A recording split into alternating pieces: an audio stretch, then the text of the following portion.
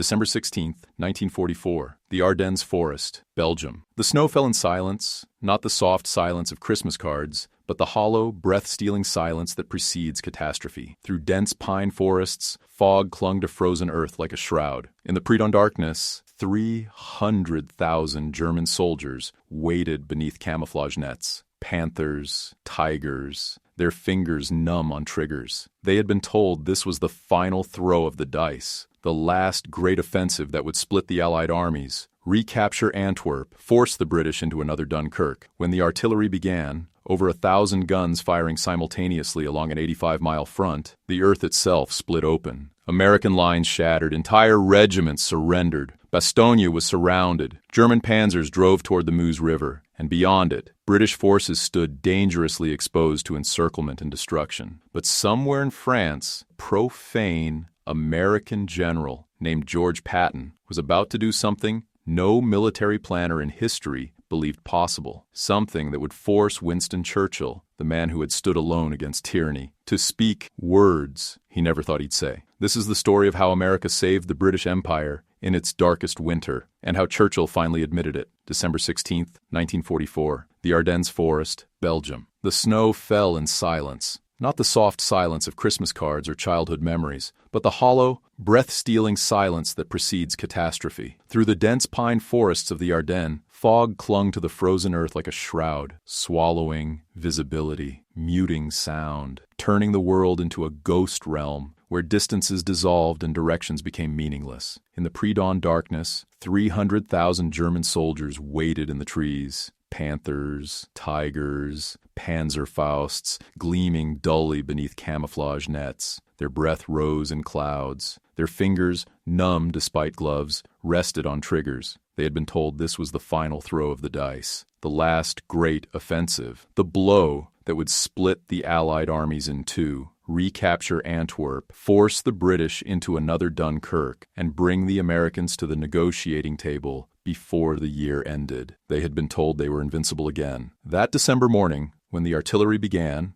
over 1,000 guns firing simultaneously along an 85-mile front. The sound was not like thunder. It was like the earth itself splitting open. In the American lines, young soldiers from Indiana and Ohio, boys who had been playing cards and writing letters home just minutes before, looked up in confusion as shells began falling like a biblical plague. Trees exploded into splinters, foxholes collapsed, communications lines were severed in the first 5 minutes, and through the fog and fire came the panzers, rolling forward with the mechanical certainty of an avalanche, their commanders believing, truly believing, that history was about to reverse its course. But what those German commanders did not know, what Hitler himself had fatally miscalculated in his underground bunker hundreds of miles away, was that somewhere in France, a man named George S. Patton, Jr. was about to do something no military planner in history believed possible, and in doing so, he would force Winston Churchill, the man who had stood alone against tyranny when all of Europe fell, who had never easily admitted American superiority in anything, to speak words that would echo through the decades, words of debt, words of acknowledgement, words that recognized in the frozen hell of the Bulge exactly who had saved the British Empire from its darkest winter since 1940. The Ardennes offensive, which history would remember as the Battle of the Bulge, was born from desperation masquerading as genius. By December 1944,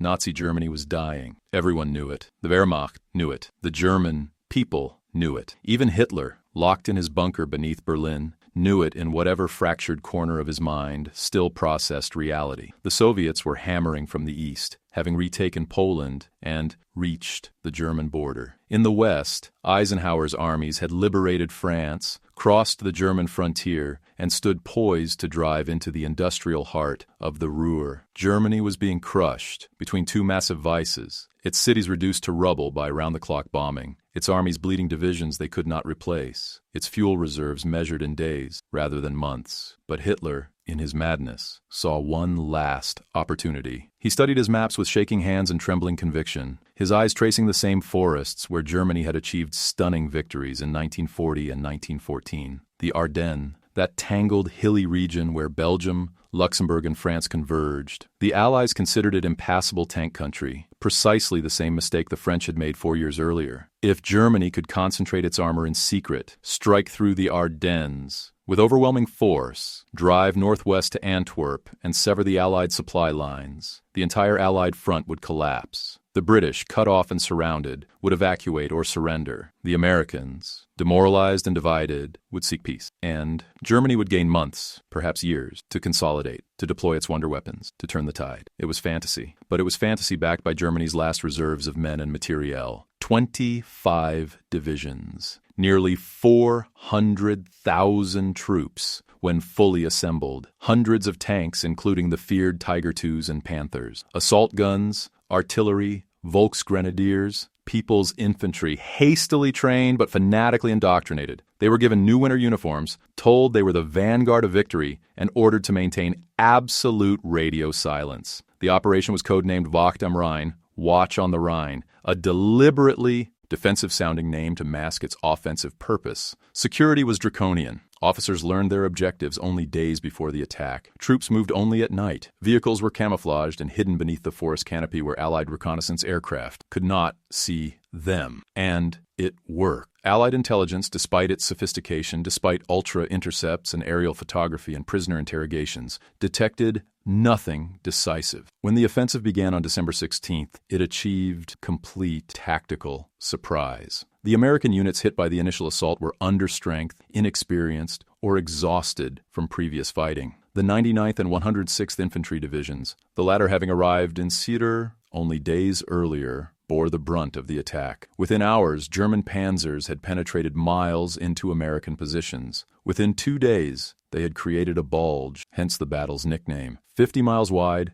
and 70 miles deep into Allied lines. Entire American regiments were surrounded and forced to surrender. Roads clogged with refugees and retreating troops. Communication broke down. Panic spread through rear echelon units that suddenly found themselves in the front lines. At Bastogne, a critical road junction through which 7 highways converged, the 101st Airborne Division rushed to establish a defense, arriving just before German forces could seize the town. They were immediately surrounded. Supplies dwindled, casualties mounted. Weather remained abysmal, fog and snow grounding Allied aircraft, preventing resupply or air support. For the German commanders, despite fuel shortages and schedule delays, it seemed Hitler's mad gamble might actually succeed. But in France, at the 3rd Army headquarters in Nancy, George S. Patton, Jr. was watching the situation with a clarity that bordered on premonition. Patton was 59 years old that winter, a man whose entire existence had been shaped for war. Born to a California family steeped in military tradition,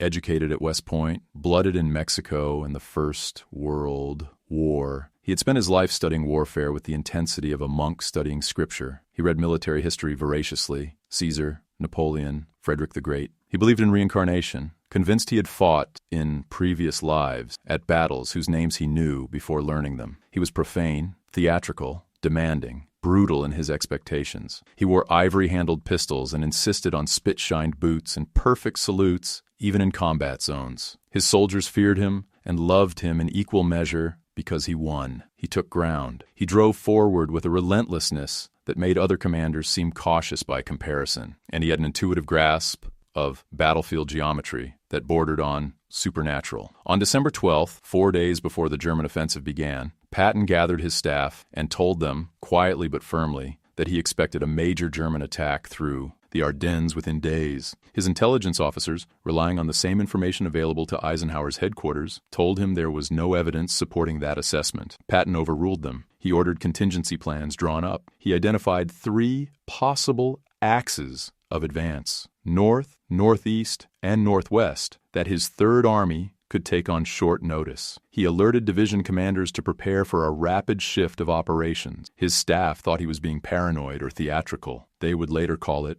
prophetic. When the attack came on December 16th, Patton was already moving mentally. When Eisenhower called an emergency conference of all Allied commanders at Verdun on December 19th, the atmosphere was grim. The Supreme Commander entered the room, looked at his assembled generals, Bradley, Devers, Tedder, Patton among them, and said, "The present situation is to be regarded as one of opportunity for us and not of disaster. There will be only cheerful faces at this conference table, but the faces around that table knew the gravity of the situation. The Bulge threatened to split the Allied armies. British forces under Montgomery, positioned to the north, were separated from American forces to the south. Bastogne was surrounded. German panzers were driving toward the Meuse River, the last natural barrier before Antwerp. If the Meuse bridges fell, the war could extend into 1946 or beyond. Eisenhower turned to Patton. "George," he said, "I want you to command this move, making a strong counterattack with at least 6 divisions. When can you start?" Patton answered without hesitation. "On December 20, with 3 divisions." There was silence in the room, then disbelief. Then from some officers, laughter, nervous laughter, the kind that masks incredulity. What Patton was proposing was militarily absurd. His Third Army was engaged in its own offensive operations southeast of the Bulge, attacking toward the Saar. To disengage from combat, turn 90 degrees north, move over 100 miles through winter weather on icy roads, reorient supply lines, reassign artillery support, and attack into the southern flank of the German penetration, all within 72 hours, violated every principle of military logistics. Divisions needed days to disengage, days more to reposition, time to regroup and plan. What Patton was suggesting required moving over 100,000 men, thousands of vehicles, entire supply columns, across a war-torn landscape in the middle of winter, then launching a coordinated attack against the southern shoulder of the most dangerous German offensive in 3 years. It was impossible, except Patton had already started. The contingency plans his staff thought were paranoid exercises were real, operational orders. The moment Eisenhower authorized the movement, Patton's subordinates, who had quietly been preparing for 4 days, set those orders in motion. The 4th Armored Division, the 26th and 80th. Infantry divisions began disengaging and turning north. Traffic control units moved into position along the roads. Supply officers rerouted fuel and ammunition. Communication networks were reoriented, and Patton himself moved his headquarters forward, driving the RAS through the snow to position himself where he could command the attack personally. What happened over the next 72 hours remains one of the most remarkable logistical feats in military history. Over 133,000 vehicles moved north. Columns stretched for miles. Nose-to-tail convoys navigating narrow, icy roads in darkness without headlights to avoid German air attack. Tanks threw tracks on frozen pavement and were repaired on the spot. Trucks slid into ditches and were hauled out by half-tracks. Fuel trucks drove through the night, drivers staying awake through sheer willpower and amphetamines. Infantry divisions marched in full combat gear through snow and freezing rain, their breath clouding, their boots freezing to their feet, moving toward an enemy they had not planned to fight until that morning. And somehow, through discipline, through Patton's relentless will, through the competence of staff officers who worked without sleep, it happened. By December 22nd, exactly as Patton had promised, his divisions struck the southern flank of the Bulge. The German commanders, still focused on driving west toward the Meuse, did not expect a major counterattack from the south, certainly not within days of their offensive's launch. When Patton's 4th Armored Division smashed into their flank near Ardennes, it disrupted German timetables and forced the diversion of reserves. When the 26th Infantry followed, attacking toward Wiltz, it widened the breach. The 80th Infantry hit near Edelbruck. Suddenly, instead of driving toward Antwerp, German commanders were fighting desperately to protect their southern flank. The initiative, that precious, intangible advantage in warfare, shifted. The relieving force drove north toward Bastogne, where the 101st Airborne and attached units had been holding against repeated German assaults, encircled, running low on ammunition and medical supplies. On December 22nd, when German officers delivered an ultimatum to Bastogne's defenders demanding surrender, Brigadier General Anthony McAuliffe, the acting commander, sent back a one-word reply: nuts, the epitome of American defiance in 4 letters. But defiance alone does not break sieges. Armor does. Firepower does. Relief columns do. On December 26th, elements of the 4th Armored Division reached Bastogne. Tanks rolled into the battered town, bringing supplies, ammunition, reinforcements. The siege was broken. The defenders, who had endured a week of hell, German artillery, panzer assaults, freezing temperatures, dwindling hope, saw American Shermans rolling through the rubble and wept openly. Patton's relief column had traveled over 100 miles through enemy territory in the dead. of winter and accomplished what German planners believed was impossible. And Patton was not finished. He continued attacking, expanding the corridor, widening the breach, applying relentless pressure against the southern and western flanks of the Bulge, while Montgomery's forces attacked from the north, cautiously, methodically, in Montgomery's characteristic style. Patton drove like a knife into the German salient, pushing them back, destroying divisions, forcing the Wehrmacht to retreat or be encircled. By late January 1945, the Bulge had been erased. The German offensive, which had begun with such apocalyptic fury and desperate hope, had collapsed. Germany had expended its last reserves, men who could not be replaced, tanks that could not be rebuilt, fuel that could not be found. The road to Germany was open. The war would end within 5 months. But in the immediate aftermath, as the snow continued falling over the frozen corpses and burnt-out tanks littering the Ardennes, the magnitude of what had occurred began to settle into the minds of Allied leaders. The British forces under Montgomery, positioned north of the Bulge, had been dangerously exposed. If Patton had not turned his army 90 degrees and struck the German flank, if the relief of Bastogne had failed, if the southern shoulder of the Bulge had not held, the Germans might have reached the Meuse, might have surrounded British divisions, might have forced another desperate evacuation. Montgomery himself, for all his strategic caution and personal vanity, understood this. So did Churchill. Winston Churchill, by December 1944, was a man carrying the weight of an empire in decline. He was 70 years old, his health deteriorating, his energy waning, his political position weakening. Britain had fought longer than any other Allied nation. From September 1939 through the bleak days when it stood alone against Hitler's Europe, through North Africa and Italy and Normandy. The cost had been staggering. British cities lay in ruins from the Blitz. British blood had soaked into deserts and jungles and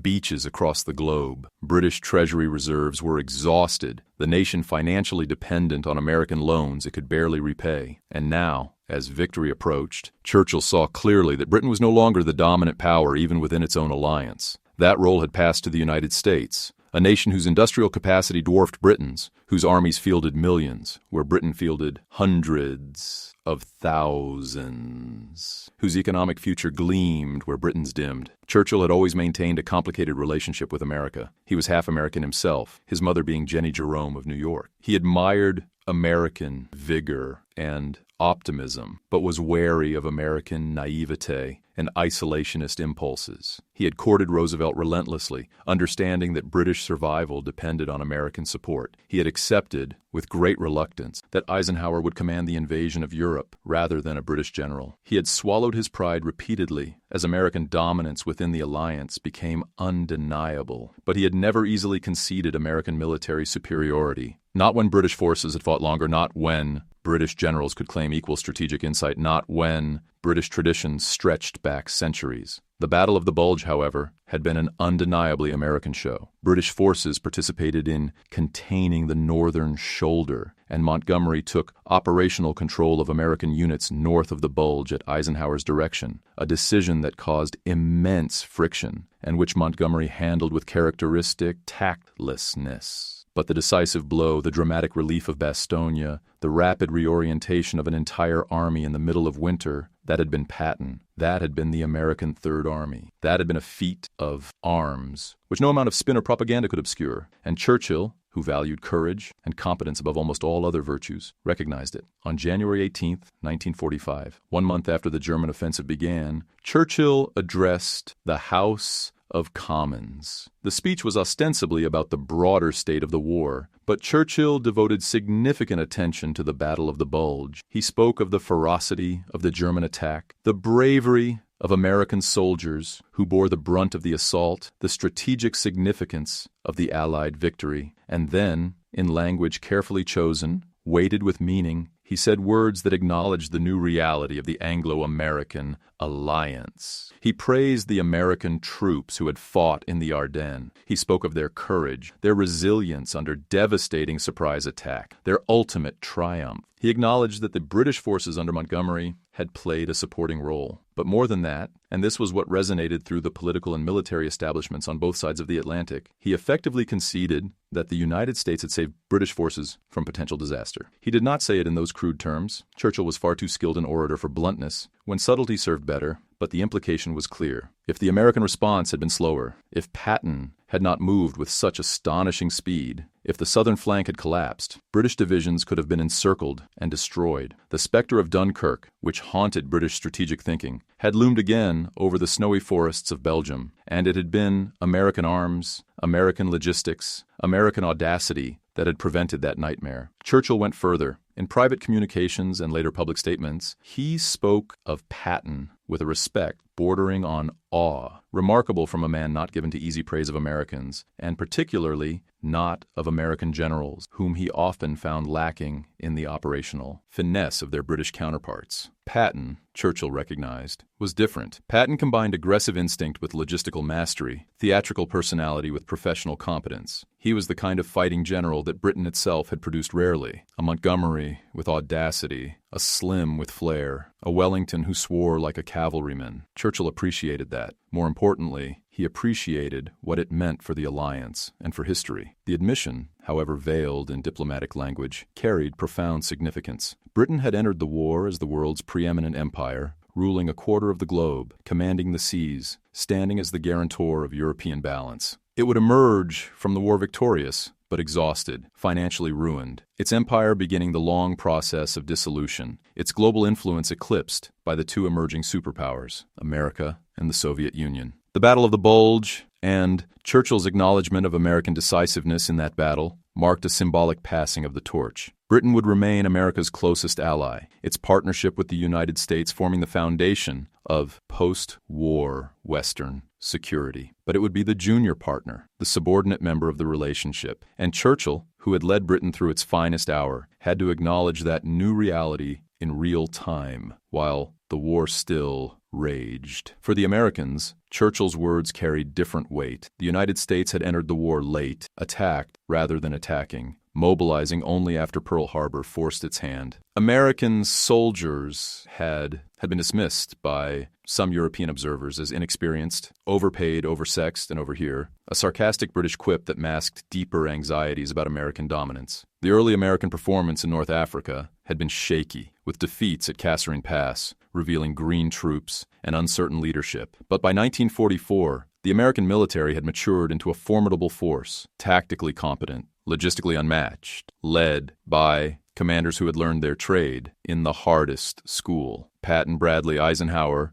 these were not the uncertain generals of 1942. They were professionals who had mastered modern warfare and commanded armies that could execute operations of staggering complexity. When Churchill acknowledged what Patton had accomplished, he was acknowledging that transformation. He was recognizing that American military power was not merely quantitative, product of factories and population, but qualitative, that American generals could maneuver with skill, that American soldiers could fight with determination, that American logistics could achieve the impossible. It was a recognition that Britain, which had spent centuries mastering the art of war, now shared the stage with an ally that had equaled, and in some respects, surpassed it. But acknowledgement and reality are not always the same thing, and the relationship between Churchill, Eisenhower, Patton, and Montgomery remained complex and fraught throughout the remainder of the war. Montgomery, in particular, emerged from the Bulge with his ego intact, but his reputation damaged. He had held a press conference on January 7, 1945, in which he praised British troops effusively, implied that he had saved the American armies from disaster, and generally portrayed himself as the architect of victory. The reaction in American military circles was volcanic. Bradley threatened to resign if he had to continue serving under Montgomery's command. Eisenhower, normally diplomatic, was furious. Even Churchill, who admired Montgomery's operational skill, recognized that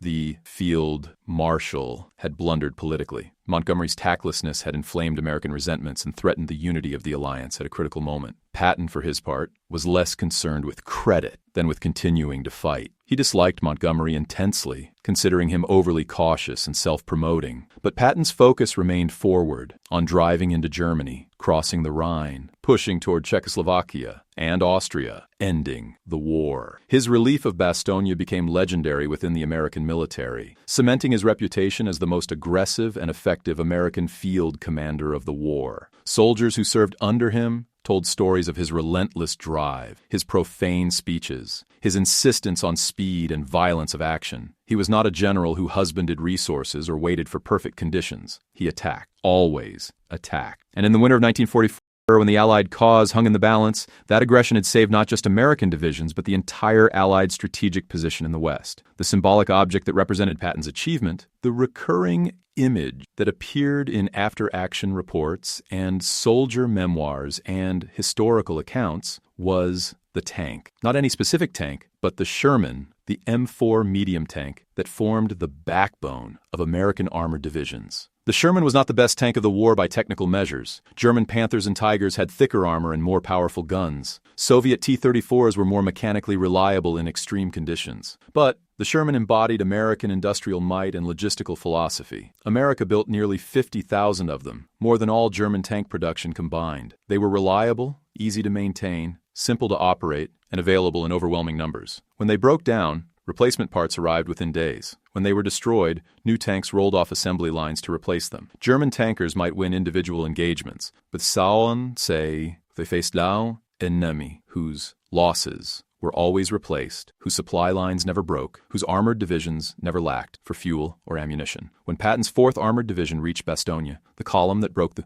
siege was composed of Shermans, dozens of them rolling through snow and mud, their tracks grinding over frozen roads, their guns firing at German positions, their presence alone symbolizing American abundance. The 101st Airborne Defenders, who had been told to hold despite being surrounded and outnumbered, saw those tanks and understood viscerally what they meant. America had sent an army to save them, not a battalion, not a regiment. An entire army had turned on its axis and driven through enemy territory to relieve a single town, because that town mattered strategically. The scale of effort, the commitment of resources, the sheer logistical audacity, it was impossible for any other nation on earth to replicate. Not Britain, exhausted by 5 years of total war. Not the Soviet Union, fighting desperately on the Eastern Front. Only America had the industrial capacity, the transportation network, the organizational ability to move 100,000 men and their equipment over 100 miles in 3 days and launch a successful offensive at the end of that movement. And that was what Churchill admitted when he praised the American achievement in the Bulge. Not just that Patton was a skilled general, though he was. Not just that American soldiers were brave, though they were, but that America possessed a form of national power unprecedented in history. The ability to project military force with a flexibility and scale that rendered traditional European military thinking obsolete. Britain had been the world's dominant military power for a century, ruling through naval supremacy and professional armies. But naval supremacy meant less in an age of air power and mechanized warfare. Professional armies, however skilled, could not match the scale of conscript forces backed by total industrial mobilization. The world had changed. The United States represented that change. And Churchill, realist beneath the romantic rhetoric, understood it. The soldiers who fought in the Bulge, whether they wore American or British or German uniforms, experienced the battle differently than the generals and politicians who debated its significance. For them,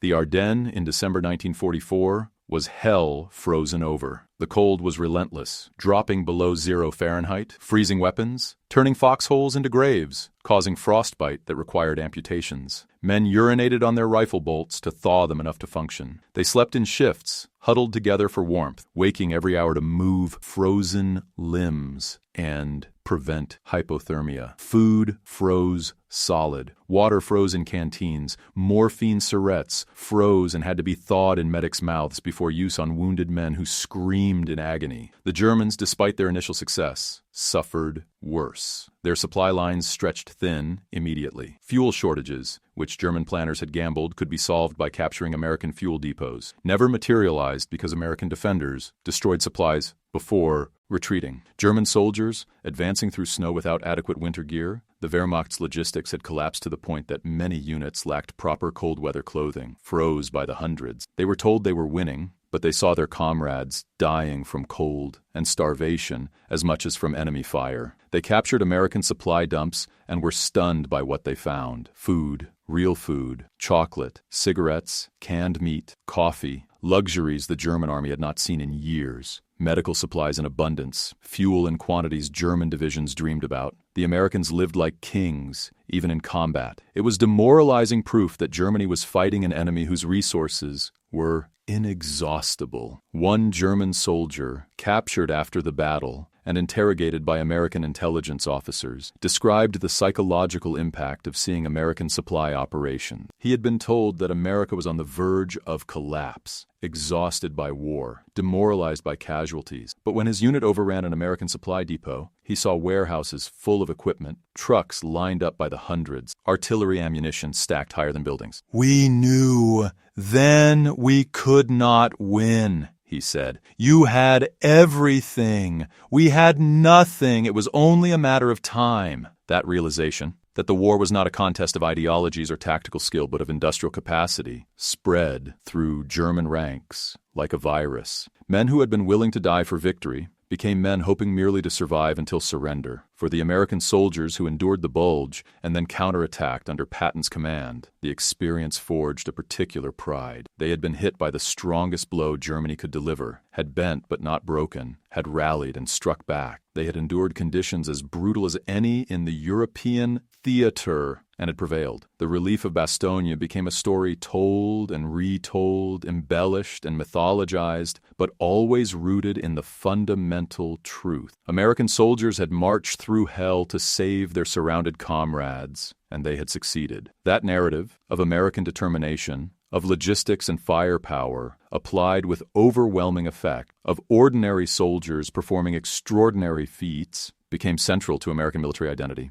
It was the story America told itself about why it won the war, not because American soldiers were inherently superior, though they were well-trained and well-led, not because American tactics were flawless, though they improved dramatically over the course of the war, but because America as a nation could mobilize resources on a scale no enemy could match, could sustain operations that would exhaust any other military, could replace losses, and continue fighting until the enemy broke. The epilogue to the Battle of the Bulge played out over the following months. Germany, having expended its last reserves in the Ardennes, collapsed rapidly. The Soviets launched their winter offensive in January 1945, driving across Poland toward Berlin. In the west, Allied armies crossed the Rhine in March, the last natural barrier protecting Germany's heartland. Patton's Third Army drove into Czechoslovakia. British forces pushed into northern Germany. By April, Berlin was surrounded. On April 30th, Hitler committed suicide in his bunker. On May 7th, Germany surrendered unconditionally. Patton did not live to see old age or peacetime glory. He died in December 1945, just 7 months after the war's end, from injuries sustained in a car accident in Germany. He was 60 years old. His death seemed almost tragically appropriate for a man who had lived entirely for war, whose personality was too large and abrasive for peacetime command, who had said openly that he would rather die in combat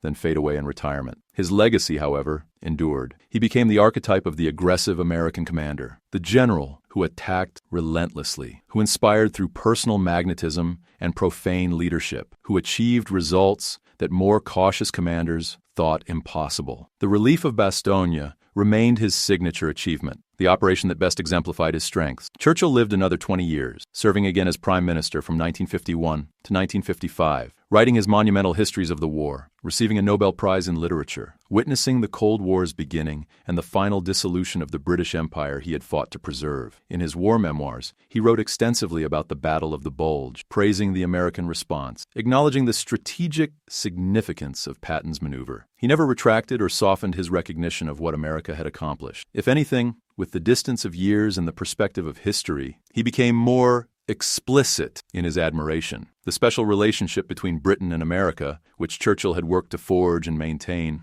rested partly on his willingness to acknowledge American power and effectiveness, even when it meant admitting British subordination. The larger truth that Churchill had recognized in the winter of 1944-45 was this: freedom and democracy, in the modern age, required not just ideological commitment, but industrial capacity. Britain had the ideology. It had fought for freedom when standing alone against totalitarianism, but it lacked the capacity to sustain that fight indefinitely without American support. America brought both: commitment to democratic values and the industrial might to enforce those values globally. That combination, more than any tactical brilliance or strategic insight, determined the war's outcome. The Sherman tanks rolling through Bastogne symbolized it. The supply convoys that kept Allied armies fed and armed embodied it. The ability to move an entire army over 100 miles in 3 days and launch a successful offensive demonstrated it. When Churchill admitted what Patton had accomplished at the Bulge, he was admitting that the world had changed, that Britain's century of dominance had ended, that the future belonged to superpowers with continental resources and populations,